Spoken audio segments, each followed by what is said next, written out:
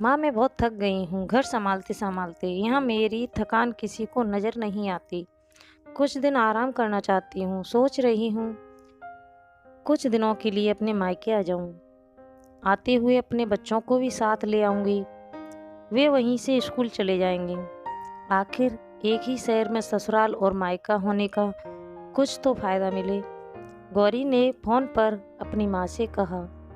गौरी की माँ नीलम जी ने दूसरी तरफ से कहा, हाँ बेटा, जब तेरी इच्छा हो आ जाना। आखिर ये तेरा भी तो घर है। ठीक है माँ, तो मैं कल आ जाऊंगी। गौरी खुश होके बोली।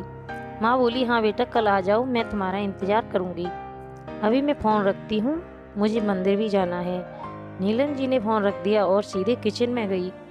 किचन में खाना बना रही बहू से बोली, अरे परी सुनो, कल तुम्हारी ननद आ रही है। आज बाजार जाकर फल सब्जी और मिठाइयाँ लेकर आना।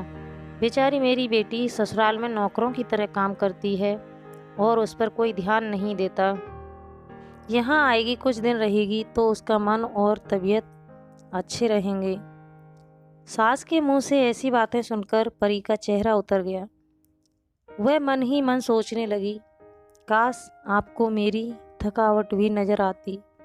मैं भी दिन रात झाड़ू पोंछा, बर्तन, खाना बनाना, मार्केट जाना और हर वह काम करती हूँ जिससे हमारे परिवार वालों को कोई दिक्कत ना हो। काश आप मुझ पर भी ध्यान दे पाती। आपकी बेटी तो जब मन में आता है तब यहाँ आ जाती है, लेकिन मैं साल में एक बार ही अपनी माँ के पास जाती हूँ। तब भी आपको परेशानी होती है। मैं भी इंसान हूँ, मेरा भी मन है। मुझे भी लगता है अपने माँ के पास जाकर थोड़ा आराम करूँ, सुख दुख की दो चार बातें करूँ, अपना मन हल्का करूँ। भगवान अब तुम ही कुछ करो ताकि मेरी सास की आंखें खुलें और उससे मेरी थकावट भी नज़र आए।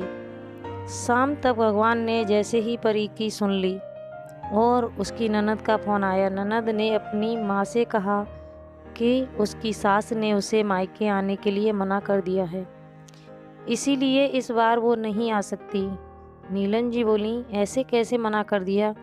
पहले तो कभी वह तुम्हें आने के लिए नहीं रोकती थी, इस बार भला क्या हो गया?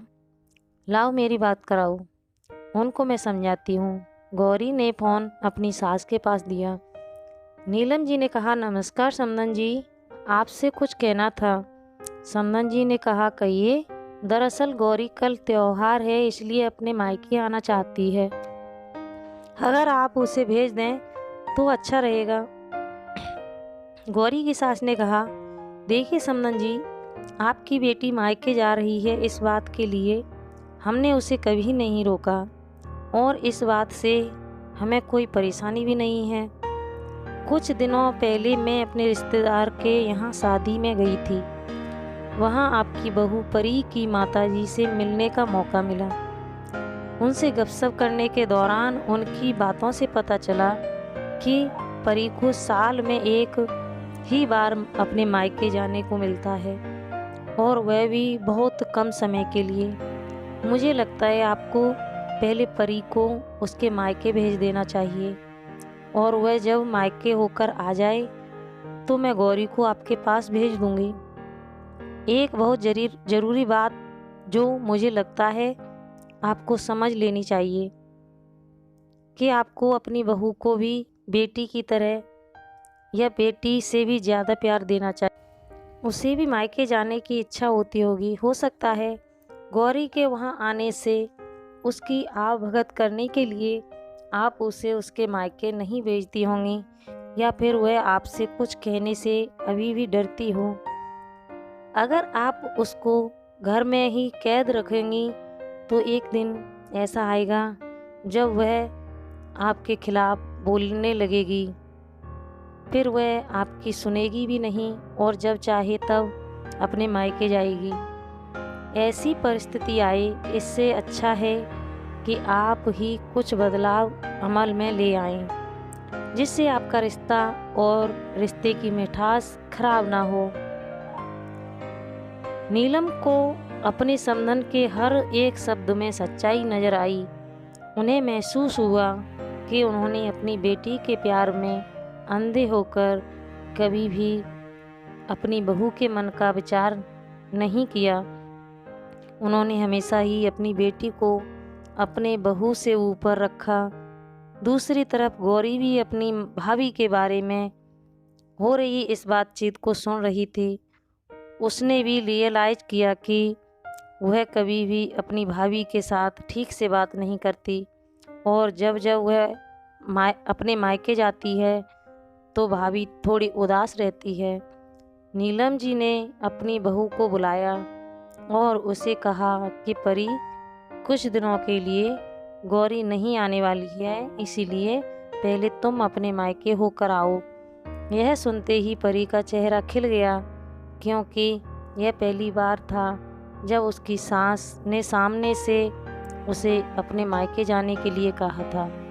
अगले दिन परी अपने मायके गई और इस बार 1-2 दिन नहीं, पूरे हफ्ते भर रहकर आई। अपने माँ बाप से, अपने रिश्तेदारों से मिलकर आई और जब वह लौटकर आई तो उसका चेहरा खिला हुआ था। उसकी आंखें चमक रही थीं। परी के आने के बाद गौरी भी अपने मायके आई और इस बार वो खुद सामने से अपनी भाभी से खुशी खुशी मिली और अच्छे से बात की। गौरी ने अपनी माँ से बात करके उन्हें भी अच्छे से समझने में मदद की कि वह कहीं ना कहीं परी के साथ गलत व्यवहार कर रहे थे। दूसरी तरफ परी अपने ससुराल वालों के बदले रवैये से बहुत खुश थी। अब वह खुशी खुशी सबका ध्यान रखती और हर काम प्यार से करती। वह ध्यान रखती कि कोई भी ऐसी बात ना या कोई काम ऐसा ना करे जिससे घर में तनाव का माहौल पैदा हो। नीलम जी अपनी बहू को खुद ही समय समय पर मायके भेज दिया करती। एक छोटे से बदलाव ने सास बहू और ननद के बीच की कड़वाहट को दूर कर दिया, रिश्तों को और भी ज़्यादा मीठा और मजबूत कर दिया। तो दोस्तों, यह घर परिवार की कहानी है, हर घर की कहानी है। तो दोस्तों, जितना हम अपनी बेटी को प्यार देते हैं उतना ही अपनी बहू को हम प्यार दें तो बहू भी हमारी बेटी की तरह और हमें माँ की तरह प्यार करेगी। तो दोस्तों, हमें अपनी बहू को भी अपनी बेटी समझना चाहिए। अगर यह कहानी आपको अच्छी लगी हो तो दोस्तों वीडियो को लाइक एंड सब्सक्राइब कर देना, ताकि नई नई कहानियाँ मैं आपके लिए लेकर के आऊँ। तो दोस्तों, राधे राधे।